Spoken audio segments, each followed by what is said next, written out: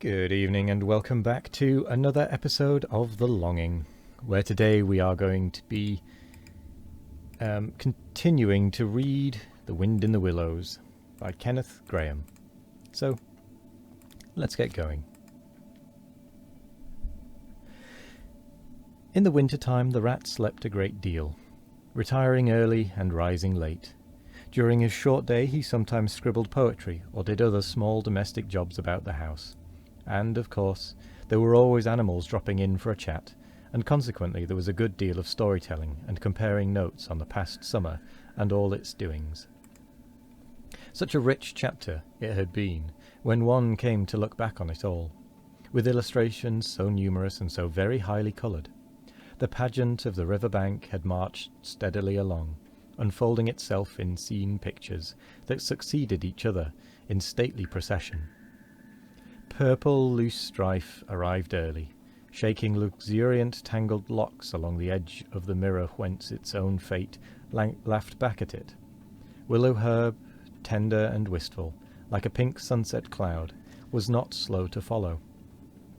Comfrey, the purple hand in hand with the white, crept forth to take its place in the line, and at last one morning the diffident and delaying dog rose stepped delicately on the stage, and one knew, as if string music had announced it in stately chords that strayed into a gavotte, that June at last was here.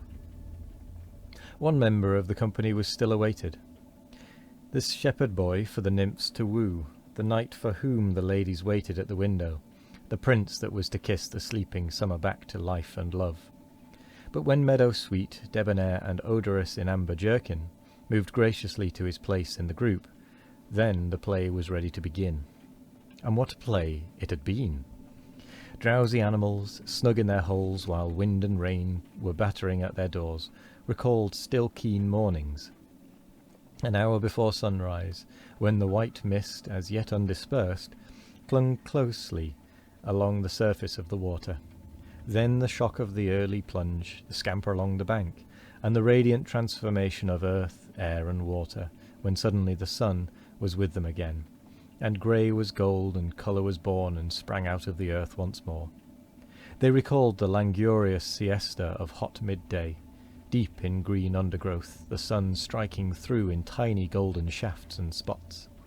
The boating and bathing of the afternoon, the rambles along dusty lanes and through yellow cornfields, and the long, cool evening at last, when so many threads were gathered up, so many friendships rounded, and so many adventures planned for the morrow.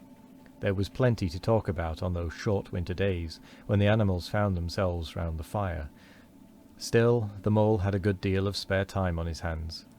And so, one afternoon, when the rat in his armchair before the blaze was alternately dozing and trying over rhymes that wouldn't fit, he formed the resolution to go out by himself and explore the wild wood, and perhaps strike up an acquaintance with Mr. Badger. It was a cold, still afternoon with a hard, steely sky overhead when he slipped out of the warm parlour into the open air.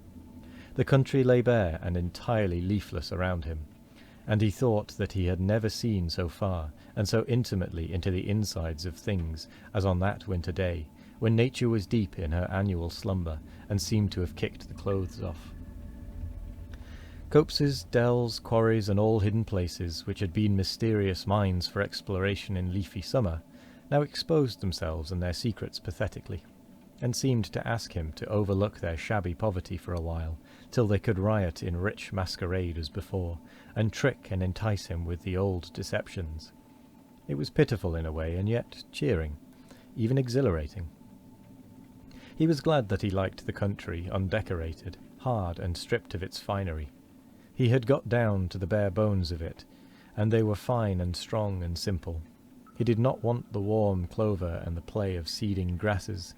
The screens of quickset, the billowy drapery of beech and elm seemed best away, and with great cheerfulness of spirit he pushed on towards the wild wood, which lay before him, low and threatening, like a black reef in some still southern sea. There was nothing to alarm him at first entry.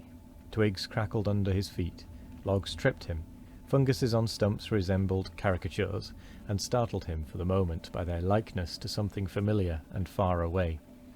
But that was all fun and exciting.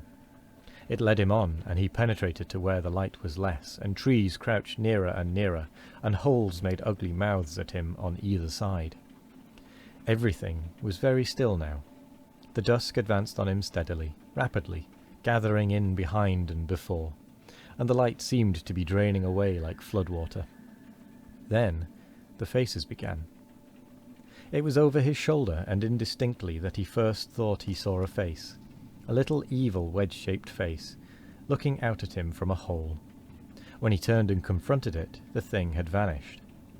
He quickened his pace, telling himself cheerfully not to begin imagining things, or there would be simply no end to it. He passed another hole, and another, and another, and then yes, certainly a little narrow face with hard eyes had flashed up for an instant from a hole, and was gone.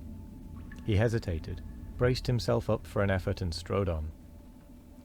Then suddenly, and as if it had been so all the time, every hole, far and near, and there were hundreds of them, seemed to possess its face, coming and going rapidly, all fixing on him glances of malice and hatred, all hard-eyed and evil and sharp.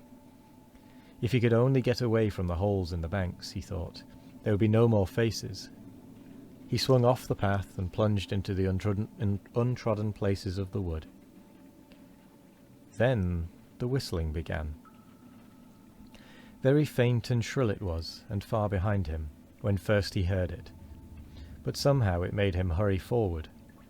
Then, still very faint and shrill, it sounded far ahead of him, and made him hesitate and want to go back. As he halted in indecision, it broke out on either side, and seemed to be caught up and passed on throughout the whole length of the wood to its farthest limit.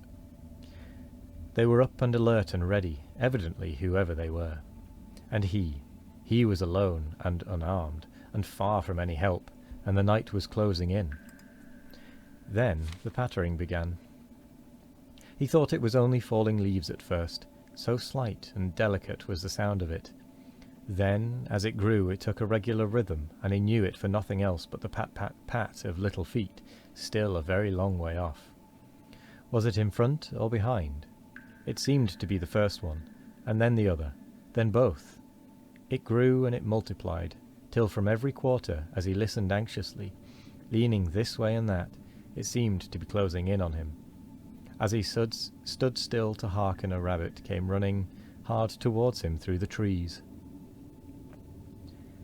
He waited, expecting it to slacken pace or to swerve from him into a different course. Instead, the animal almost brushed him as it dashed past, his face set and hard, his eyes staring. "Get out of this, you fool! Get out!" The mole heard him murmur as he swung round a stump and disappeared down a friendly burrow.